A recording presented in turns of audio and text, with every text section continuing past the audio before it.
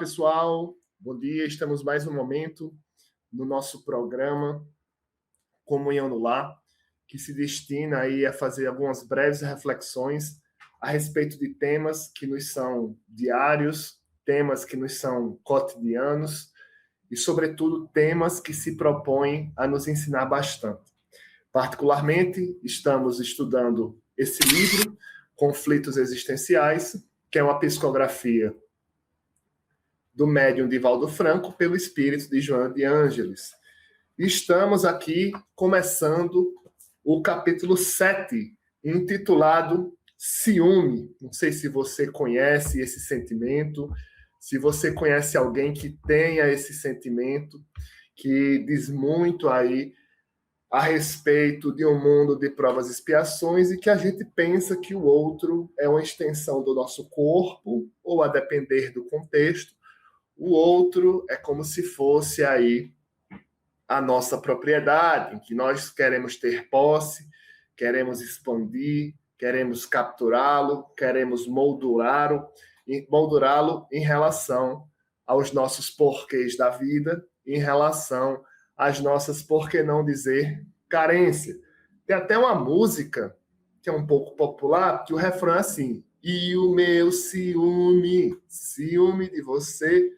E ela começa: se você demora mais um pouco, eu fico louco, esperando com vontade de te ver. O que é que o ciúme vem significar? Ele simboliza, por exemplo, em uma perspectiva poliana, em uma perspectiva mais otimista, a incrível capacidade que nós temos de querermos ser amados e também de querermos amar. Porque enquanto criações divinas, nós fomos criados por amor e para o amor. O grande ponto é quando a gente vai conviver com alguém, nós trazemos as nossas próprias premissas, quer seja de uma perspectiva imortal, quer seja da atual reencarnação. E a proposta da benfeitora Joana de Ângeles é dividir esse capítulo Ciúme, que é o capítulo 7, em 3 perspectivas. Primeiro, a psicogênese do ciúme. Segundo, comportamentos doentios. Terceiro, terapia para o ciúme. E logo no começo, quando ela vem dizer da psicogênese do ciúme, qual é a causa, quais são as reflexões que a gente deve ter quando eventualmente se deparar com esse sentimento, ela traz um conceito do espírito imaturo. Espírito imaturo na perspectiva que nós estamos aí, enquanto viajantes do tempo, progredindo sempre, se autoconhecendo e abrindo as nossas mentes e os nossos corações para o amor do nosso único Salvador, que é Jesus Cristo, conforme registra Paulo em uma carta aos Tessalonicenses, por exemplo. E a imaturidade do espírito, que reencarnado num planeta de provas e expiações, reencarnado no planeta Terra, que é um segundo numa escala de 5, em termos de escadinha de progresso, o espírito imaturo ainda é, como é que eu posso falar, uma criancinha espiritual. Nós estamos aí tateando, não é nem engatinhando a respeito do Evangelho. E nos nossos processos de socialização, na fase adulta, tem muito de quem nós fomos enquanto criança. Então, na fase adulta, nós temos muito do componente de criança, porque como nós somos seres psicossomáticos, nós somos indissociáveis. Não existe o Mário criança e o Mário adulto. O Mário adulto é resultado, na verdade, é uma construção permanente, contínua, de quem Mário é ao longo tanto desta atual reencarnação como das outras. E a imaturidade do espírito leva o entendimento de que ele precisa ser correspondido. Isso é uma máxima, porque todos nós somos seres de amor, mas o outro, quando Mário convive com outra pessoa, a outra pessoa tem os seus próprios bastidores de vida. A outra pessoa tem as suas próprias estruturas de pensamentos e a sua lógica decisória. E, às vezes, o outro não corresponde Mário. e por um motivo ou outro, Mário pode ficar inseguro daquela relação. Será? Mas realmente, pensando bem aqui, eu estou convivendo com Flávio. Será que Flávio realmente ele está se doando para mim? Porque veja bem, Flávio está saindo com os amigos, Flávio almoça com a família, Flávio não posta tanto foto da gente nas nossas redes sociais. O que é que será que está acontecendo? E esse estágio de insegurança em relação à imaturidade psíquica do espírito vai desaguar, meu amigo, vai desaguar, minha amiga, num processo de ciúme. Porque o ciúme, ele possui como um dos seus gatilhos a questão da autoestima. Então, se Mário não é uma pessoa, por exemplo, segura de si, ele pode se relacionar com Joana, com Francisca, com Pedro, com Paulo, inclusive com Allan Kardec. Inclusive com Allan Kardec. Porque se Mário não tiver uma autoestima calibrada, e a autoestima que eu falo não é uma perspectiva de ódio à vaidade, não é uma perspectiva de um momento pavão assim, que Mário é o cara, e Mário é isso, e Mário é aquilo. Não. Autoestima no sentido dele saber vivenciar uma perspectiva que Jesus tanto nos recomenda e ensina, que é o amor próprio. Amar o próximo como a si mesmo. E às vezes esse processo de Mário, quando sua autoestima está descalibrada, vai gerar em uma insatisfação. Então não é o fato de Mário estar se relacionando com Marcela, com Fernanda, com Patrício, com quem quer que seja. É a estrutura de pensamento de Mário no que diz respeito aos seus relacionamentos interpessoais. E a questão de ciúme tem muito a ver não só na relação afetiva, mas como também na relação de trabalho. Para você, meu amigo, para você, minha amiga, que porventura também seja do movimento espírita, também tem essa questão dentro do movimento. Por que Mário não faz programa e por que João faz programa? João é melhor que Mário, e começa os porquês assim da nossa insatisfação / insegurança. O que nós devemos levar em consideração que é essa proposta reencarnatória na qual nós estamos imersos nessa fase aí de um mundo de transição, ainda na perspectiva de provas e expiações, mas caminhando para um mundo de regeneração, é que nós temos uma franca necessidade de nos socializarmos. Em relação ao ciúme, olha aqui o que Joana de Ângela escreve. E no meu comentário até coloquei aqui, assim, quem não é? Inquieto e insatisfeito, não consegue o espírito imaturo desenvolver em profundidade a autoestima, permanecendo em deplorável situação de infância psicológica. E essa questão da infância psicológica diz muito respeito a como foi a nossa estrutura familiar na infância, por exemplo. Se eu tive um pai ausente, se eu tive uma mãe ausente, se os meus pais, para sustentarem a casa, trabalhavam muito, consequentemente, eu não vou ter uma perspectiva de um lar, abre aspas, estruturado, fecha aspas. Não vou ter uma perspectiva de uma interação diária e cotidiana em relação à construção de rotina, por exemplo. E isso pode me gerar consequências, no sentido de me questionar, será que eu sou amado? Mas qual era o contexto que meus pais não estavam? Estavam trabalhando. Será que eu sou filho de pais separados? Como isso pode resultar na construção do amor, na construção do afeto em relação ao meu coração? Se eu sou órfão de pai, se eu sou órfão de mãe, se eu não tive essa perspectiva de um amor, abre aspas, ideal, fecha aspas, como isso vai impactar no meu processo de desenvolvimento cognitivo / afetivo? O que é que se quer dizer com isso? Que nos nossos processos de ciúme, nós devemos nos questionar o porquê. Se Mário tem ciúmes de Joana, Será que necessariamente são as atitudes de Joana que fazem Mário ter ciúme? Ou é uma lacuna em relação à autoestima que Mário tem dentro de si? Porque quando Mário se relaciona com Joana, Joana pode escolher seguir o seu caminho, assim como Mário também pode escolher uma ruptura do relacionamento, no caso afetivo, e também seguir o seu caminho. Quais são os gatilhos do comportamento de Joana que ativam a psique de Mário? São algumas reflexões que a gente tem que fazer em relação ao ciúme. Porque o outro, assim como nós, vivencia a lei de liberdade na sua plenitude. Liberdade de pensamento, liberdade de consciência e o próprio livre-arbítrio.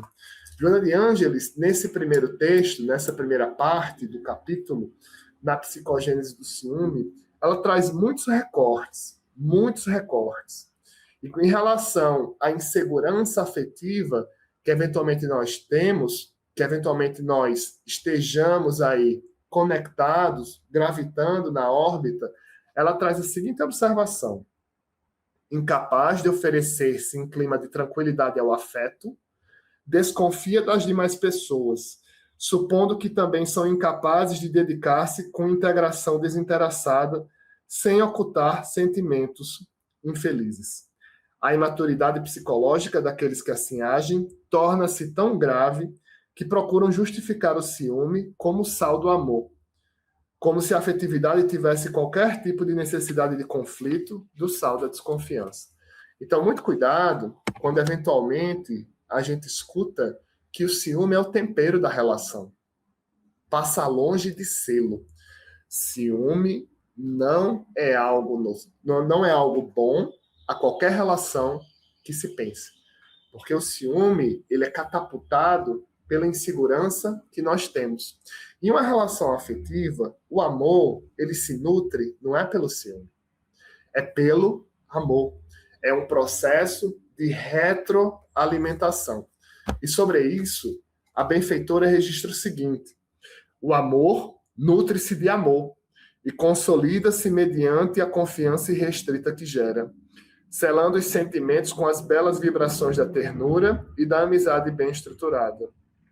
Então, o amor é livre e não algo que a gente possa manipular. O amor, numa perspectiva muito mais ampla, ele tem a premissa da confiança. Então, se eu estabeleço uma relação afetiva com Mário, qual é a premissa? Eu confio em Mário, porque Mário está me dizendo aqui que está se relacionando comigo. Se Mário vai escolher outras questões, como, por exemplo, me trair na surdina, sem que eu saiba, isso é uma questão dele. E eu não vou ter ingerência no processo decisório dele.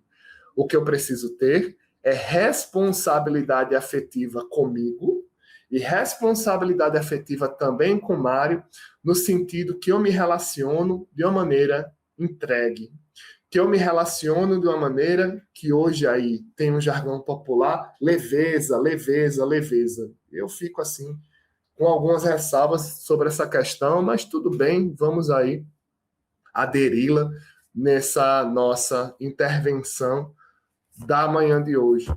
E nessa perspectiva ainda, a questão do ciúme, ela precisa enfrentar conversas adultas. E, meu amigo, minha amiga, conversas adultas são difíceis. Somos nós enfrentarmos, realmente pontuarmos. Mário, eu não gostei daquela atitude que você teve. Para você pode ser válida, mas eu senti um desconforto. Somos nós comunicarmos os diálogos profundos da vida. Porque quem evita diálogos profundos acaba por colocar a poeirinha debaixo do tapete, acaba por amordaçar uma eventual insatisfação. E a respeito disso, Joana de Ângeles escreve o seguinte sobre o espírito imaturo que ainda gravita na órbita do ciúme. Evita diálogos profundos, receando sempre falsear e ser identificado nos recalques e desaires que lhe são habituais.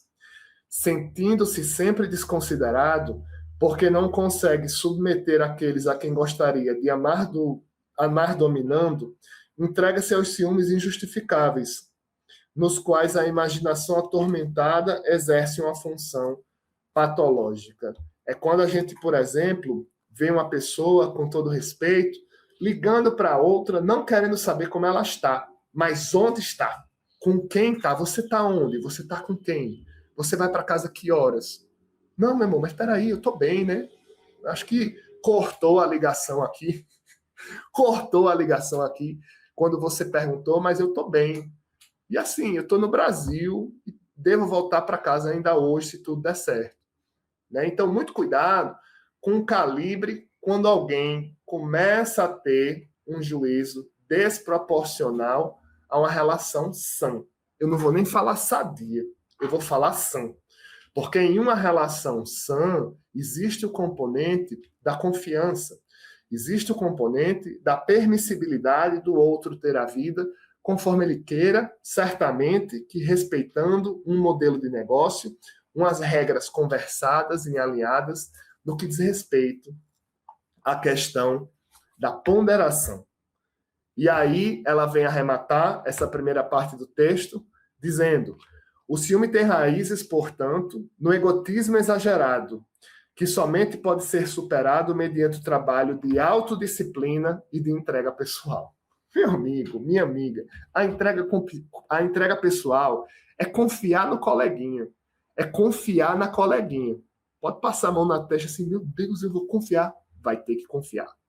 Senão, o ciúme que você tem de Mário, você vai ter com Flávio, você vai ter com Flaviana, você vai ter com Cláudia, você vai ter com Wagner, você vai ter com Anderson, você vai ter com qualquer pessoa que seja, inclusive com Bezerra, né? Não de Menezes, o nosso mentor, o nosso patrono, mas pode ser um Bezerra de Menezes que atravesse aí a sua vida amorosa. E ela registra: o espírito evolui através de etapas sucessivas, lapidando arestas mediante o instrumento sublime da reencarnação, que lhe propicia transformações morais contínuas, enquanto desenvolve a inteligência e os sentimentos. A existência física tem por meta o aprimoramento dos valores espirituais que jazem latentes no ser humano. E aí ela fala para a gente confiar em si e confiar nos outros. Já no segundo recorte do texto, comportamentos doentios, ela vem falar sobre ansiedade, ela vem falar sobre a perspectiva do apego ansioso, somos nós nos preocuparmos, será que Mário realmente vai ficar comigo? Será que Eurípides vai realmente cumprir aqui os votos que fez quando a gente começou a se relacionar? Meu amigo, enquanto tiver uma relação, a premissa é que sim. Mas vou te perguntar aqui. Aí abre a contagem dos 5 segundos. Quem é que tem o controle da vida em relação ao que o outro faz?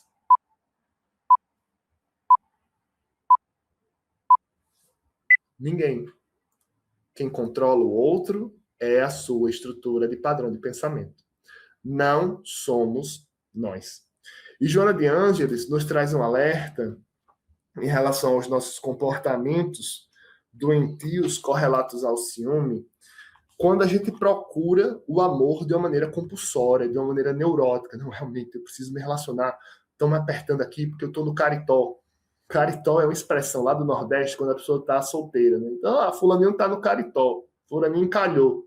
Né? A depender se o seu nome for Mário, você pode escutar a expressão maritó. Então, às vezes, muito cuidado com isso. Uma pressão externa para se relacionar. Não, porque o coração, ele vai amadurecendo, ele vai calibrando, ele vai identificando valores no outro. E quando for o momento de nós nos relacionarmos, efetivamente nós iremos.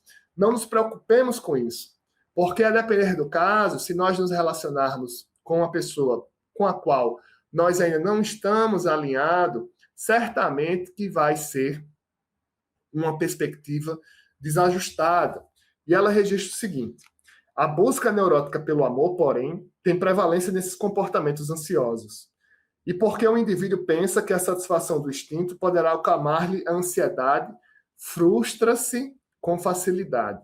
já que as suas exigências de afeto são excessivas, totais. Desvairado, permite-se a hostilidade que não consegue identificar, sempre receando a perda total do ser que diz amar. Desvaloriza-se a si mesmo. Então, muito cuidado para quando nós formos nos relacionar com alguém, nós estivermos bem conosco.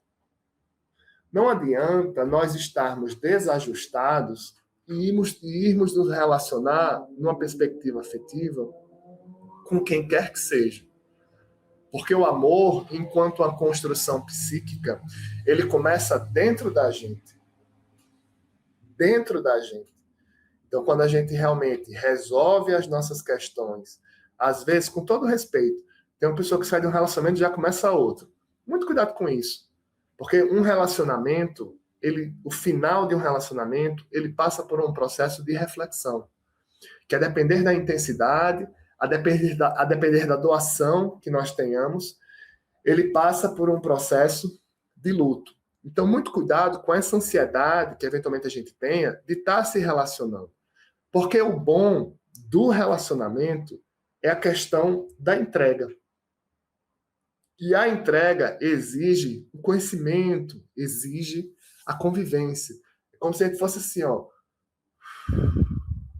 paulatinamente, aos poucos, indo, se derretendo de amor por uma pessoa. Entregue, como se fosse projetando em um constante abraço fluido. Meu amor, não vi a hora de te encontrar. Ainda bem que você chegou e só assim o meu coração apaziguou. A gente pode até aí fazer uma perspectiva poética também do tema. Então, muito cuidado quando a gente alimenta o ciúme. Se eu fui ciumento na minha última relação, por que eu fui ciumento? Não, foi por causa dele, foi por causa dela. Não foi. É algo que eu tenho dentro de mim que eu mesmo alimento. E sobre isso, olha o que Joana de Ângeles escreve. Quem se permite alimentar a víbora do ciúme no coração, mediante suspeitas infundadas, torna-se elemento prejudicial à sociedade, em razão do comportamento que se decompõe, levando a maledicências, a comentários desairosos, a apresentação de ocorrências não reais e a apontamentos deprimentes, como censuras injustificáveis. E ela vem falar em agressividade, porque o ciúme ele tem um ar de agressividade. E sobre isso é o que ela registra. A agressividade, filha dileta da revolta e do ressentimento, explode em forma dos diversos crimes que oram assolam em toda parte. E por último, ela vem falar na terapia para o ciúme. Aí, meu amigo. Aí, minha amiga. Não tem outra a não ser a perspectiva do autoconhecimento. Se você puder fazer terapia, faça.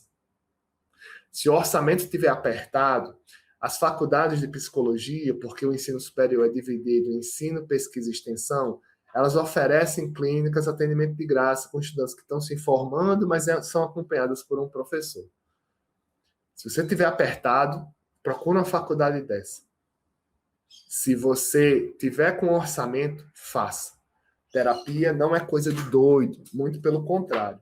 E nós, na fase adulta, devemos ter esse viés sobre a vida, que é uma regulação técnica em relação às nossas emoções.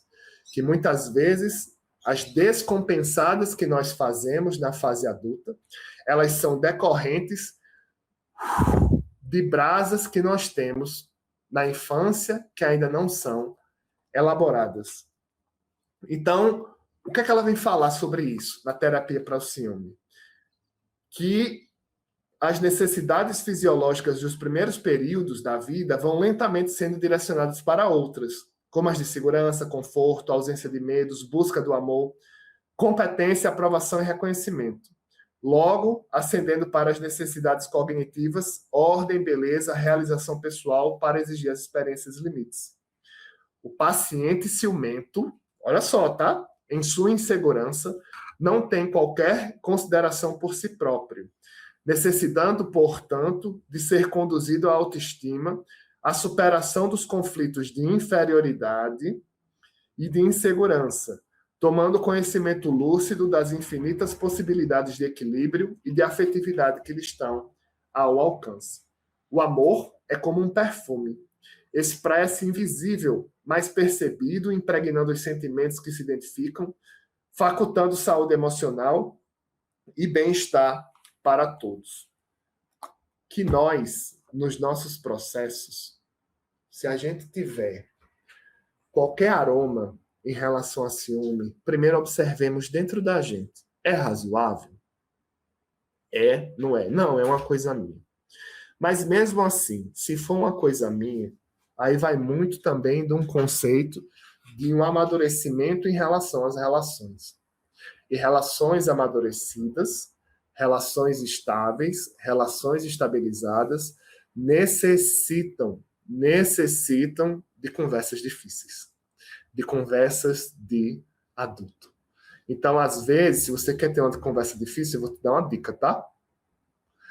Você pode sair para um lanche, você pode sair para um jantar, mas o bom mesmo, se for uma conversa difícil, sai para uma caminhada. Porque às vezes, a depender do tom da conversa, o tom de voz vai alterando. E a gente parado, a gente vai como se fosse espremendo, saindo assim, de dentro para fora.